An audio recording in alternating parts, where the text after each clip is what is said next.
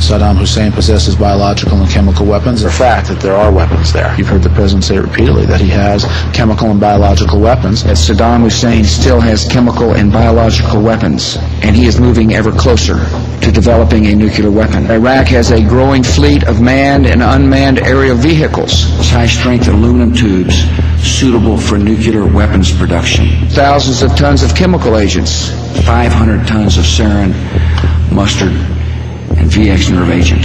It continues to possess and conceal some of the most lethal weapons ever devised. The British government has learned that Saddam Hussein recently sought significant quantities of uranium from Africa. There is no doubt that Saddam Hussein now has weapons of mass destruction. They have weapons of mass destruction. That is what this war was about. There is no doubt that he is amassing them to use against our friends, against our allies, and against us. Saddam Hussein is a homicidal dictator who is addicted to weapons of mass destruction. Are Saddam Hussein's weapons of mass destruction. Former Chief Weapons Inspector David Kay said last week, quote, "We were all wrong about Saddam's WMD." By now, the world knows there was a massive intelligence failure in the war on Iraq. President Bush and other countries. The failure to find Saddam Hussein's alleged weapons of mass destruction has raised serious questions about the legitimacy and legality of the ongoing war in Iraq. But as both American and Iraqi casualties escalate, and as the conflict becomes more chaotic and deadly by the day, debate within the United States continues to focus narrowly on whether American intelligence agencies provided accurate enough information to justify going to war. In the process, a larger question has been all but ignored. If the war was not about weapons of mass destruction, what is it really about? I keep asking the questions of why and how. Does this incident even have a purpose? Pursuing this question forces us to consider a different story. Repeat after me. I, George Walker Bush, do solemnly. When George W. Bush took office in 2000, he brought with him some of the most conservative foreign policy voices in the Republican Party. Chief among them were Vice President Dick Cheney, Secretary of Defense Donald Rumsfeld, and deputies about a group of self-identified radical conservatives at the right-wing extreme of the Republican Party. The most controversial elements of what would later come to be known as the Wolfowitz Doctrine were that the United States should dramatically increase defense spending, that it should be willing to take preemptive military action, and that it should be willing to use military force unilaterally, with or without allies. This new reliance on military force was necessary, according to Wolfowitz, to prevent the emergence of any future or potential rivals to American power, and to secure access to vital resources, especially Persian Gulf oil. It called on the United States to increase the military budget by up to $100 billion,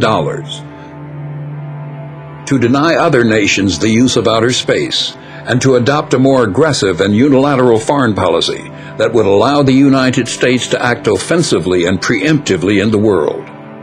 The elimination of states like Iraq figured prominently in this grand vision.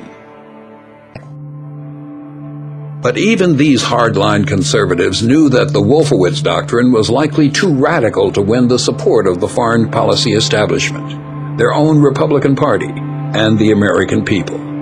In their defining document, written in September of 2000, a full year before 9/11, they acknowledged that the process of transformation, even if it brings revolutionary change, is likely to be a long one, absent, in their own chilling words, some catastrophic and catalyzing event, like a new Pearl Harbor.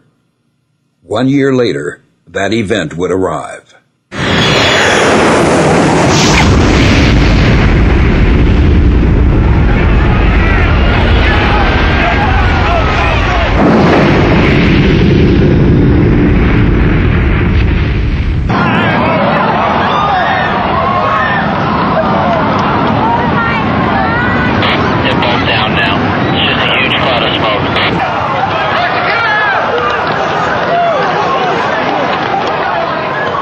There will be no going back to the era before September the 11th, 2001, to false comfort in a dangerous world.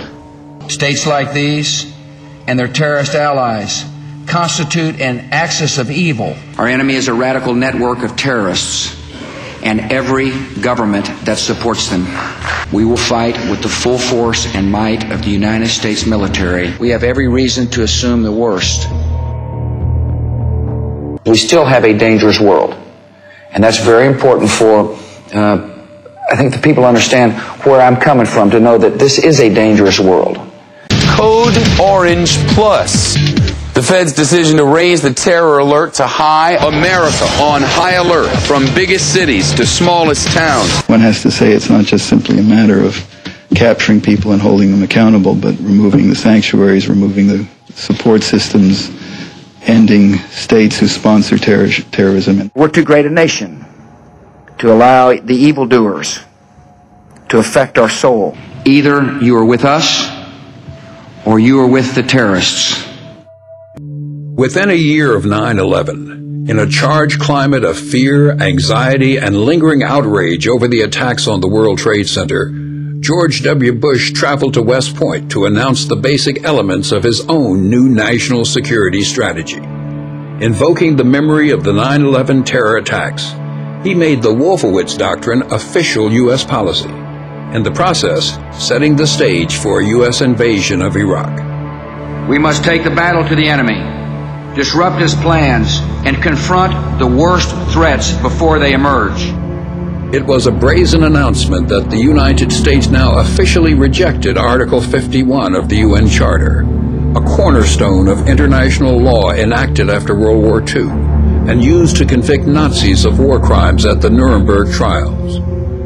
A law designed explicitly to prevent nations from using military force to advance their own sense of national and moral superiority, and to prevent the kind of unprovoked so-called preemptive wars of aggression that ravaged the world over the first half of the 20th century.